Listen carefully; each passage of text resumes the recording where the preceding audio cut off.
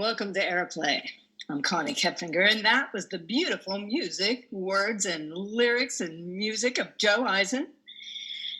Tonight, we have a very special guest, Cindy Cooper. Her play is called Spyglass. It's directed by Lisa Pelikan. Our playwright, Cindy, is a playwright, journalist, author, whose plays have been produced in New York and across U.S., in Canada, England, Hungary, Israel, Finland, and are found in 16 volumes. A two-time Jerome Fellow, her plays are noted for probing and storytelling. Read more at www.cyncooperwriter.net. The play is directed by Lisa Pelikan. Lisa is an award-winning director who is pleased to be working with Cindy Cooper again. For more information, you can visit her website, www.lisapelikan.com. And both the bios will be listed underneath the program notes, so you can look for more information. Our play tonight, Spyglass, has two very, very talented actors. First, Anna Ewing-Bull will be playing the role of Dottie. Anna is a neighborhood playhouse graduate and a 35-year member of the Actors Equity. Her credits include performances at Playwrights Horizons, New Circle Theatre Company, and New Jersey Shakespeare Festival, and in films including Down on the Tracks and Crimes and Misdemeanors. She dedicates her performance to her mother. Julie, playing the role of Lena, is a member of the Barrow Group, where she performed in The Pavilion, Fast and Fab, and other plays. And at New Circle Theatre Company, she was in Cindy Cooper's Entrepreneur and is the lead in the feature film Alberto and the Concrete Jungle, opening soon. Her website is juliebochelle.com. Fast and Fab. Cindy, what can you tell us about this play tonight? This play is the story of a journalist who is investigating a cold case murder and thinks that she's coming to someone's house who might have some information, some clues to solve it. So as you mentioned, I will also work as a journalist, and I went through a period of time where I did a lot of crime and murder investigations, and this started brewing while I was doing that. I think I had two or three things in mind. One was just how information comes to us and how we evaluate it and assess it, and it's never a simple process, really. We like to make it seem like there's a fact, and a fact can be weighed and checked off, but it's never that simple, and information comes in so many different ways. And then the other thing is the effect storytelling and the effect that it has not just on the people who read the story, but on the storyteller. And that as a journalist, for example, investigating crime or murder or mayhem, you can't, if you're a human, you can't help but be affected as well. Absolutely. And then the other thing is I love good mystery. Absolutely. That's great. Great. Cindy is a brilliant writer. You're going to enjoy the show tonight. So without further ado, we give you Spyglass by Cindy Cooper.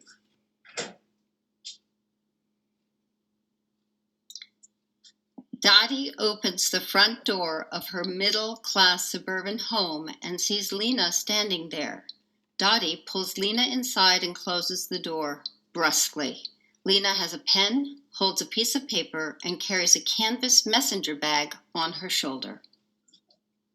What are you doing with that thing? It's a pen. What gives you the right to stand on my doorstep holding a pen? A pen is only a pen. I'm a journalist. It's a tool of the trade.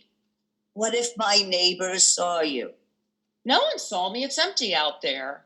The way suburbs are, empty, desolate of people, everything hidden. Oh, they're watching all right. Their windows, their little cameras, their little telescopes in the attic. Their electric eyes, they're watching, peeping eyes. They might think you're a social worker holding a pen like that. I called you. I'm Lena DeMayer. I'm a journalist, and I'm doing research into the murder of Jane. You're a cop, a police officer, standing in my doorway. Put the pen away. Very well. I'll record on my tape recorder. You will not. Hey! Give that back! That's Give mine! me that tape recorder. I'm only trying to talk to you. I have nothing to say. Oh, I think you do. I called on the phone. I explained everything to you. Stop bothering me. You think you can come to my house and harass me? Just because we're under orders to stay at home. Go to your own damn house. Leave me alone. I need to talk to you. I think you have a critical piece of information and I need to talk to you. So this is the perfect time. I'm entitled to my privacy. You might want to see the documents that I've collected. Keep your documents. I only let you in because I didn't want you standing there in front of the neighbors with that thing. Well, I think you'll be curious. This is about the murder of Jane Parsons. She was a neighbor, wasn't she? It was so long ago. 50 years, more. I was a girl at the time. Can't you just leave it alone? I'm writing a story, a cold case story. They're very popular. We look back at unsolved cases, reinvestigate, reassess the clues. So I have an assignment and I believe you have information. I have a lot of skeletons in my closet, but none of them is related to that let murder. go of You have me. to shake some sense in you to Hey, really let understand. go. Thank you. There's a path that led to your door. No, that's a lie. There's no path that led to my door. You stormed my door. You like a stormtrooper. Nothing I have is related to your murder. It's not my murder. The murder of Jane Parsons. No thing. Are we clear on that? I don't want a scene in front of the neighbors and all their snooping eyes and their whirling cameras, but I have no information that will help you. You can leave now. No, I've come all this way and I'm not about to go. I'll camp out on your doorstep if I have to. I need to ask you some questions. I don't give a damn about your damn questions. You really have no business barging into my life. I should call the police. But you won't. You definitely don't want to call the police. I have names, 5 names. Jane Parsons, Arthur Stoltz, Beryl Brisbane, James Brisbane, and you, Dottie Randolph. Dottie Brisbane Randolph. Anyone can get a name. 5 names. Jane Parsons. You remember her, right? The murder victim? 3 Brisbanes. Brisbin. Beryl Brisbane, James Brisbane, and you, Dottie Brisbane, now Randolph. 5 is a fellow named Arthur. It's all under the category of the so-called Spyglass murder. We all saw it in the papers at the time. Day after day, year after year, on TV, the talk of the playground, the grocery, the pool. She was sitting in a lawn chair in her backyard, stabbed to death in a blue skirt. In a bathing suit? She was sunbathing. She was stabbed to death in a bathing suit. That's what the paper said. They think she saw a burglar in her house and then became a target. It was an ugly crime. It was a hideous crime. The crime of a monster, bloody, awful. Don't you think we had nightmares about it? We did. I was just a girl down the block. People like to think that we didn't have crime back then, but we had crime, bloody crime, and we've had to live with those memories. That's what I know, and that's what I have to say. I think you know something more. Oh, you do. Do you? You can jump off the pier and drop to the ocean floor. Case was never solved. A legend on the island. There are many unsolved murders of women. Most of the unsolved cases, women. The only different thing about the murder of Jane Parsons is that there was a witness. Someone watching Jane Parsons through a spyglass saw it all. Of course, I know that. That's why it's called the Spyglass murder. The person with the spyglass gave a description of the murder immediately afterward to a police officer who answered an emergency phone line. The officer wrote it off, didn't take careful notes, before our electronic systems and all.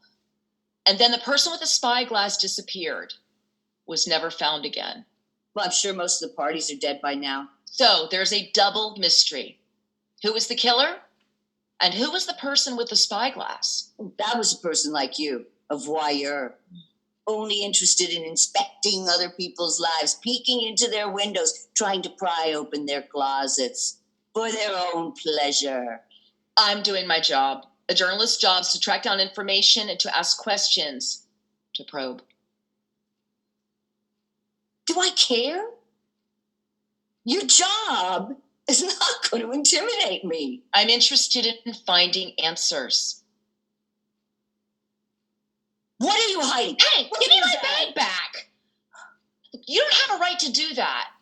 I only want to interview you. Well, the rules just changed. I want something else. If you don't want to talk to me, I can go talk to your neighbors, see what they know. You have no right. You have no moral right, no ethical right. No, I'm a journalist right. I have the right to seek answers. No, then I do too. You tell me what you're hiding. I'm not going to tell you anything until I know what you're hiding. Then you tell me, and if you're not going to tell, I am not going to tell you anything until I know what you're hiding. Well, how could you possibly understand what you are asking me to give? No one would trust you. That's not the way it goes. This is not group therapy. I have standards. We have professional guidelines. We follow certain rules. That's not the way it's going now. No one asked me about the rules. I didn't see them carried down from the mountain on a tablet of stone. You're no Moses. Do you understand? I won't play your little game. Okay. Let me see. I think I know who murdered Jane Parsons. I mentioned his name, Arthur Stoltz. He was 19 at the time. He's still alive, living in Texas. He was questioned. The police let him go. They said they needed the spyglass witness who couldn't be found. That's why I'm here. Facts. What BS? Don't give me those facts. Anyone can make up facts. Fake facts. Tell me what you're lying about right now. Nothing. Then how could you know what it's like to lie about something for your entire life? How could you know what it would mean to open up a lie to inspection? You can't, can you? Exactly my point. I have children. I have grandchildren. I have a legacy to pass on. All you have is a blank pad of paper with some scribbles on it. I think you know why I'm here. You know who held the spyglass. I found the address of a pawn shop and the name Beryl Brisbane in a police folder. She was your aunt, I think. Why are you badgering me? I need to verify this point to complete my story. You don't need to verify this point. You don't even need to write this story. I am writing this story. I have a document from Florida. It was in the probate files of Beryl Brisbane. It had reference to her brother, James Brisbane, and to you, Dottie Brisbane Randolph, their niece. Documents can lie. They are persuasive. Being persuasive does not make them true. Well, you can help by telling me if there's some reason I should not pay attention to it. How did you find me? Tell me how. Exactly. Every step. It was a long process. I don't reveal my sources. That's journalism 101. Who would ever hire me if I revealed my sources, especially to a source? Oh, I am a source. I see. How did you find me? Stop pulling my hair! Stop it! Fine! God, you want to just let go first.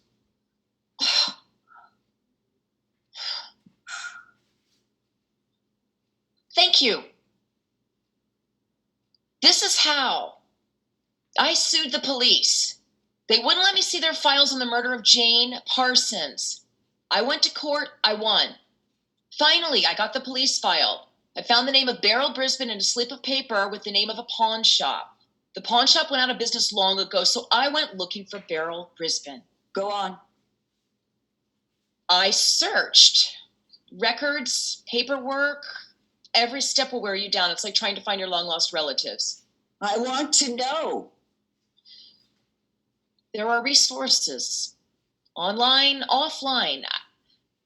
I used a Social Security computer database. Court records, birth records, death records, newspapers, archives, necrology indexes, census records, maps, microfiche, yellow pages, white pages, internet searches, public records databases. So, now I see. You are possessed. No, you wanted to know my methods. I don't have to tell you. I shouldn't tell you. Under our rules, journalism rules, I don't have to say anything, but I did. Against the rules. Yes, I see it now. Possessed, obsessed with this case. It's taken a grip on you. It's in your head. Won't let go. You dream about it. You think about it when you're driving your car, waiting for your grocery order to be delivered, cleaning your bathroom. You crossed a line. No. Yes, you went over to the other No, side. of course not. To try and dig up old dead bodies like that and shake them in people's faces. For a story, no less. A goddamn story. A son of a bitch story. Gives you pleasure. The way theft gives criminals a thrill, a sudden rush when they break into someone's house and they find their jewels. You lose all sense of time and place and right and wrong. You have no standards. A professional. What a crock. You're sick. You're a very, very sick person. That's not true. There. You're lying now. I can tell. My daughter says I should be a lie detector. She doesn't know why I'm so good, but it's because I grew up with lies. I recognize lies like the smell of my grandmother's bedroom. You're lying. I'm not. You're a disgrace to your profession. You should be disbarred. Dispenned. Yeah, that's it. Kicked out. Only your editors knew. That's ridiculous. You are being ridiculous. I'm looking for all the facts, all the relevant facts, the facts that fit. And I get satisfaction out of that, and there's nothing wrong with that. I am very good at what I do. I like doing it. You wouldn't even question me if I were a man writing a story. If I were Bob Woodward, Ronan Farrow, Anderson Cooper, but no, I'm supposed to stay in my lane, be polite, not knock on a door, not look too close, do the girly girl, good girl things. You have a vicious streak. You like to see people squirm. Admit it. I hate to make mistakes. That's why I like to track down every final detail before we go to press, which is why I am here. Oh, yeah. Heaven help us that you should make a mistake.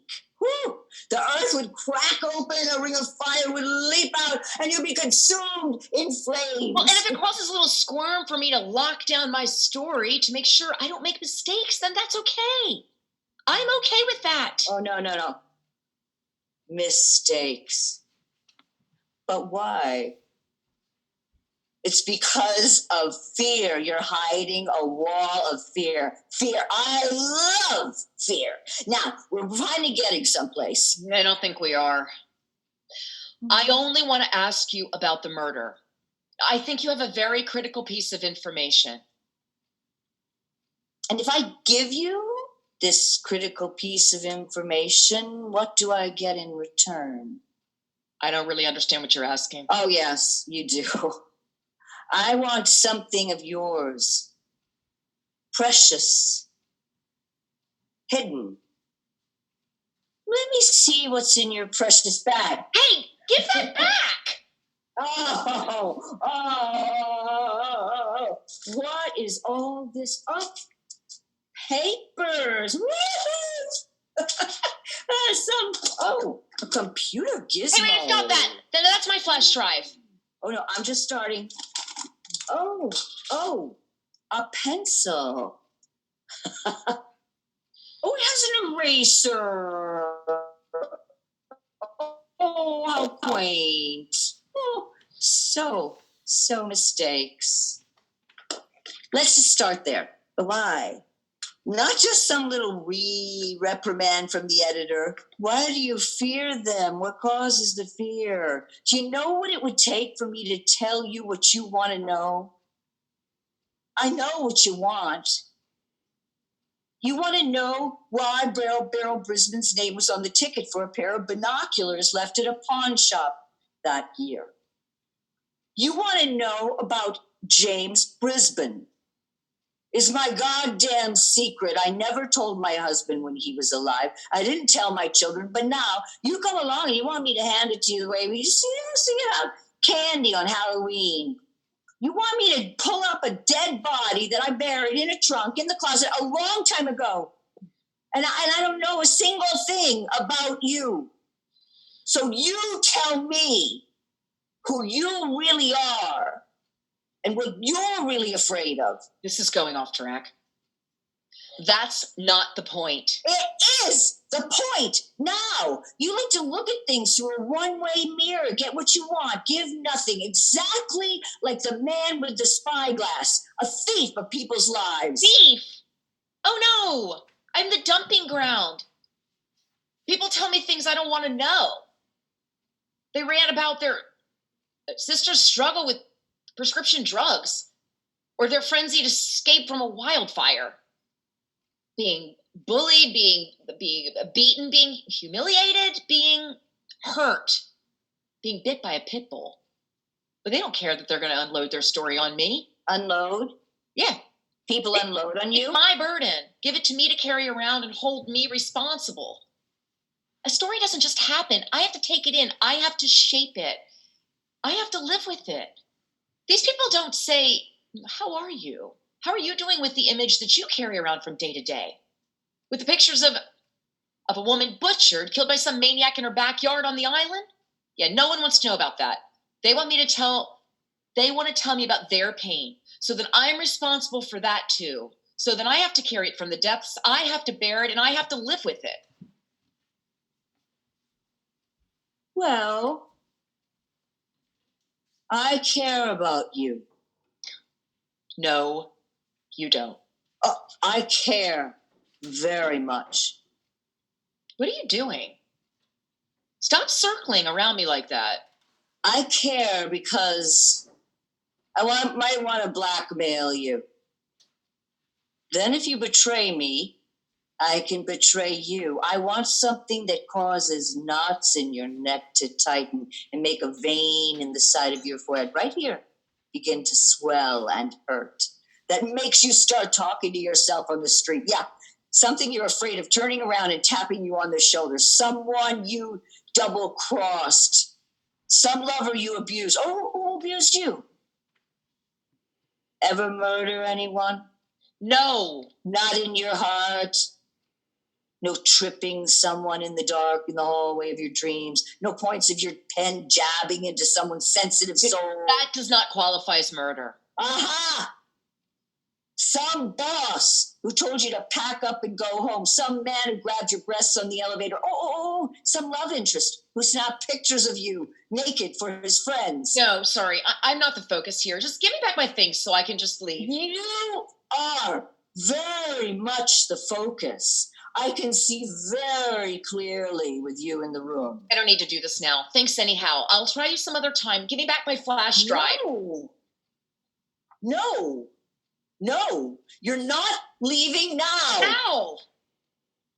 You sit there. Yes, sit tight. Get your knee off me. Who did you murder in your mind? An editor who tore up your manuscript? Let me go. A teacher who laughed at the idea that you could write? Oh, let's see, an aunt who whispered, "What a shame," behind your back. What's wrong with you? Why are you saying these things? Why? Because I care. Yeah, I'm getting closer. A father who said you would never succeed. When I ask the questions, stop now. This is entirely unnecessary. I don't want to hurt you, but I'm getting up now. Oh, tapped an artery, didn't I? A vein. Yeah, I can feel it. The father one gets to you, doesn't it? Doesn't it? I'm not going to listen to any more of this. Let's just forget this whole little encounter, okay? The father said to you, you weren't smart enough, or talented, or you were a mistake. Leave me alone! Oh, you ain't. I've got you now. You want to murder your father. He's dead. Well, so is mine, but I still wanted to kill him. I wanted to kill my father. I wanted to kill James Brisbane, the SOB. He ran away instead, never had the chance to smother him under a pillow when he snored on the couch. He ran away right after he called the police to say he witnessed the murder of Jane Parsons. And he never came back, scum. So he wasn't my uncle. I told you documents can lie. He was a nothing, a no one, an invisibility. So James Brisbane was your father, not your uncle? And he witnessed the murder. Yeah. That's right. He did. Scum. Is that what you want to know? You can get up and go now for all I care. Thank you. Can breathe at last. I get the picture. I want to go on. After all these years, I want to tell somebody, and you're here now. I can unload. See, my mother left me with my father, James Brisbane. They don't mention words like born out of wedlock in all those Ozzie and Harriet reruns, do they? Abandoned. And he left me with Granny. A burden to everyone. Lied about it all my life. It doesn't matter. I think I have plenty of information. Oh, now it matters. Matters. It matters to me. And there's more, plenty more. Don't you want to know it all, every last detail? Well, no. Well, I don't know. Okay, let me ask this. By any chance, did Mr. Brisbane leave anything? Any He information? didn't leave a damn thing. Except me. The address of a pawn shop and years of nightmares. After he brought by the name of the pawn shop, Granny changed the lock, put a metal bar across the door, tried to have his name taken off the christening rolls, said I was never to mention him again. And I haven't. Not until now. So the woman in Florida, Beryl Brisbane. That's my grandmother. They got it wrong in Florida when they said she was my aunt. Documents can lie. She was my grandmother. She told everyone she was my aunt. She lied whenever it suited her. Granny lied for him too. Lies. I live with lies. I'm sorry. No, I know it's a lot of history. I suspected James Brisbane was the one who held the spyglass. I just needed to verify. I've started. I don't feel like stopping. The spigot is open. Do you know why Granny lied? I'll tell you. He was wanted, my father, a jailbird, armed robbery, breaking and entering, burglary. Even the spyglass that he took to the pawn shop was stolen. He used it to have a lookout. He didn't enlist anyone to help, even a child, even his daughter. Scum. You know what scum is?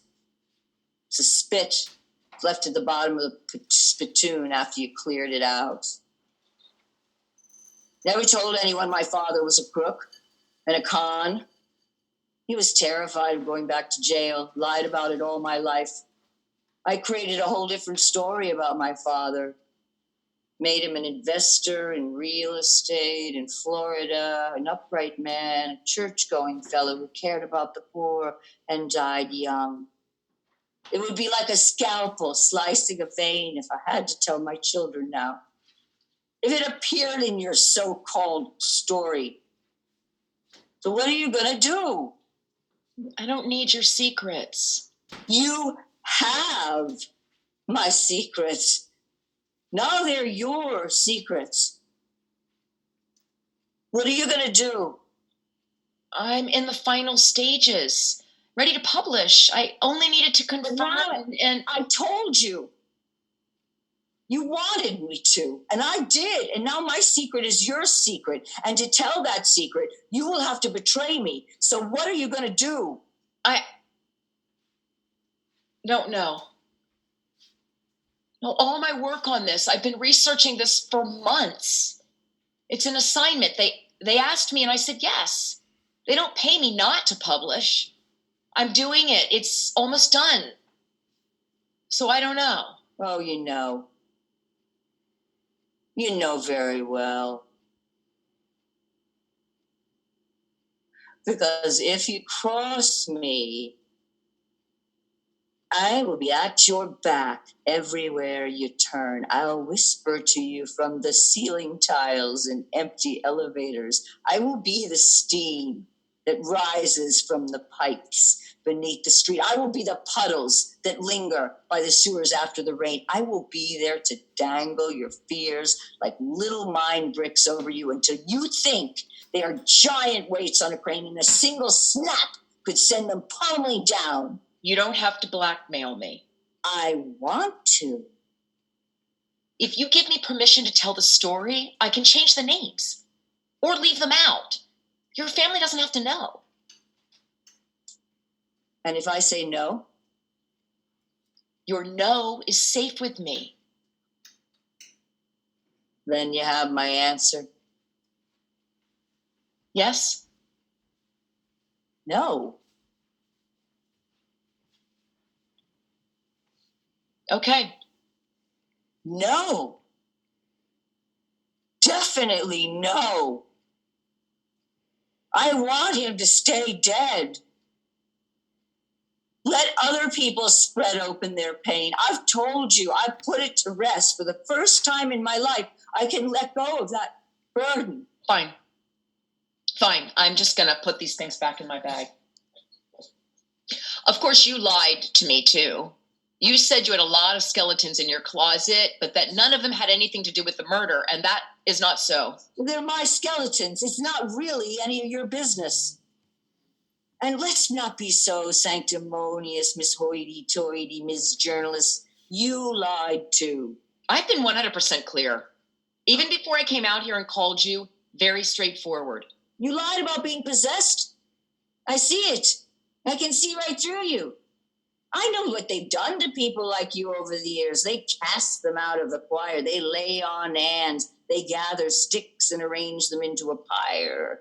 The world out there doesn't want people like you, so it's not surprising. You lied, but I see it. Well, I don't know what being possessed is. Because I care, does it mean that I'm possessed? I mean, people sense things, understand things in a variety of ways. No one has really tracked all of the ways that our mind works. But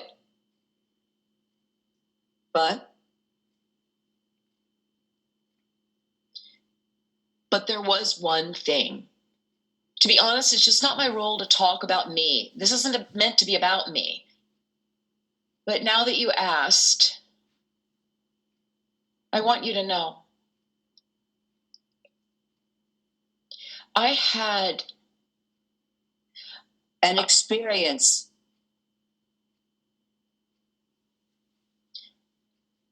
Yes. Jane Parsons at a concert. After I was deep into this assignment, I went to a concert in the park. There were clouds, but the sun, it kept, jabbing in and out and in and out. The band was warming up, kind of a Southern blues jazz band, deep bass.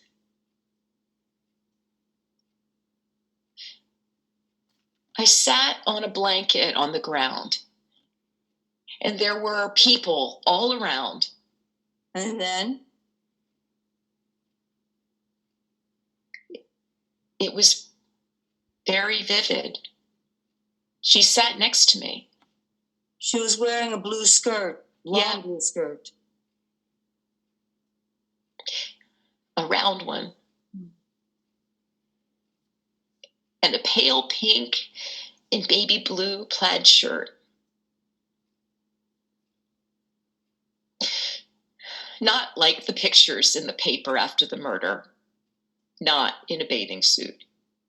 And she said? Nothing. She touched me. Here. On the arm. Like this. Uh-huh. On the arm. I feel it. She said nothing. She looked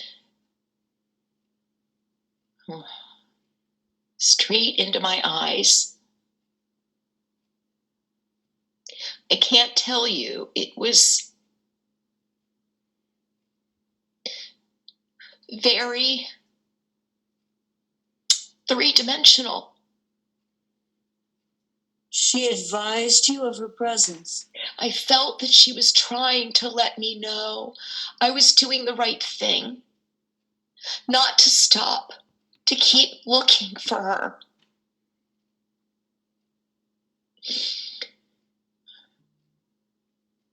I could never tell anyone that. I wanted to, but I couldn't.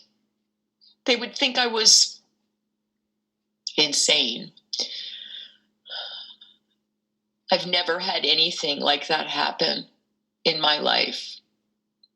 I don't believe it myself, except... You were there. Yes.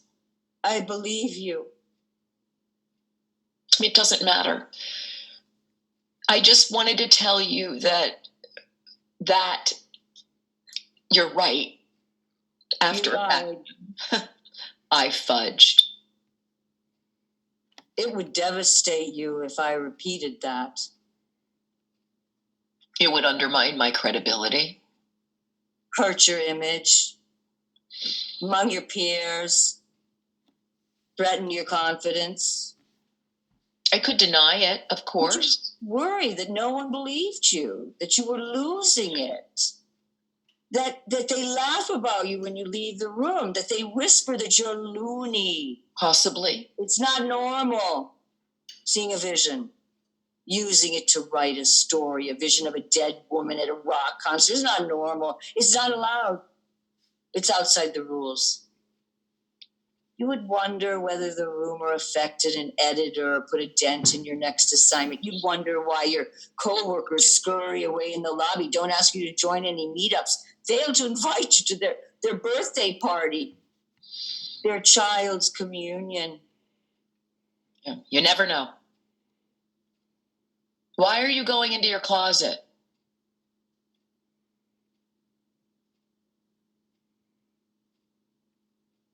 Here. He left one other thing. the scum. A description, handwritten, hidden in an envelope, in a book, in a jacket, in a box, left by a man whom you shall not name, to his only relatives, who will remain anonymous. A handwritten description of the entire murder of Jane Parsons. His so-called protection for us should anyone knock on the door. I'm giving it to you now. You're giving it to me? I'm not sure You now. won't betray me. I will exchange it for your possession, like a pawnbroker's ticket. It will seal your story. It will be a find. I mean, it is rather remarkable, but are you saying that James Brisbane... He didn't see anything through the spyglass. He saw it. He saw it through his own eyes. He saw it through the disgusting sickness that made him take a knife from the kitchen and do God knows what. Scum! He thought he could name a kid from across the bay, Arthur someone, some sucker, some punk. He thought he could deflect. He thought he could confuse. And perhaps he did. So this is a confession? It's been so many years, a burden in my closet, so many years. I think Jane Parsons finally deserves some light. Yes, but She wasn't wearing a bathing suit at all. They said that as a trap. She was wearing a long blue... She's come around in it. She's come around in it more than once. You're not lying. You know what I saw. All I know is that paper's been a burden all these years. And now it's gone. But are you saying that... I'm saying it's time for you to leave. It's finally over. Please. Please, now. Put the pen away before you go out my door. The neighbors will be watching. Yes. Yes, I will.